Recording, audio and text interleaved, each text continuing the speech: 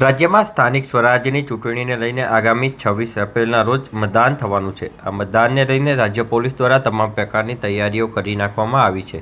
રાજ્ય પોલીસ વડા ડોક્ટર કે.એલ.એન. રાવ દ્વારા આ અંગે વિસ્તૃત માહિતી આપવામાં આવી હતી. તેઓ જણાવ્યું છે કે રાજ્યમાં 1251 અતિ સંવેદનશીલ મતદાન કેન્દ્રો ઉપર ખાસ નજર રાખવામાં આવી રહી છે. 7,000થી વધુ સંવેદનશીલ મતદાન કેન્દ્રો ઉપર પણ પોલીસ નજર રાખી રહી છે. 20,000થી વધુ પોલીસ કર્મચારીઓ તેમજ 60,000થી વધુ જીઆરડી અને એલઆરડી પોલીસ જવાનો તૈનાત રહેશે. સ્થાનિક સ્વરાજ્યની ચૂંટણીમાં 50,000થી વધુ પોલીસ તૈનાત રહેશે. પાસા અને તડીપા અને બુટલેગરો સામે કડક કાર્યવાહી કરવામાં આવી છે. ગુજરાત પોલીસે 1,000થી વધુ કેસો પણ કર્યા હોવાની માહિતી આપી હતી. આ માહિતી તેઓએ 22 એપ્રિલના સાંજે 6 વાગે આપી હતી. ચૂંટણી અનુલક્ષે આપણી પાસે લગભગ 20,000 જેટલી બિલ્ડિંગો છે અને 49,000 જેટલા પોલિંગ બૂથ છે આખા રાજ્યમાં, બરાબર.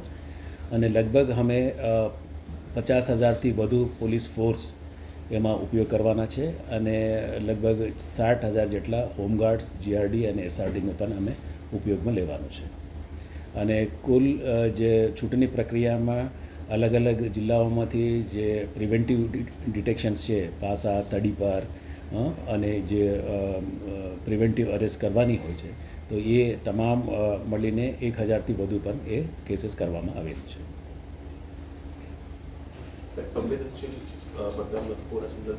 સંવેદનશીલ મતદાન મથકો મતલબ સંખ્યા જોઈએ આપને? સંવેદનશીલ और અતિ સંવેદનશીલ બૂથ અને બિલ્ડિંગ ઉપર વધારે આપણે આર્મ્ડ પોલીસને તૈનાત કરવામાં આવેલું છે.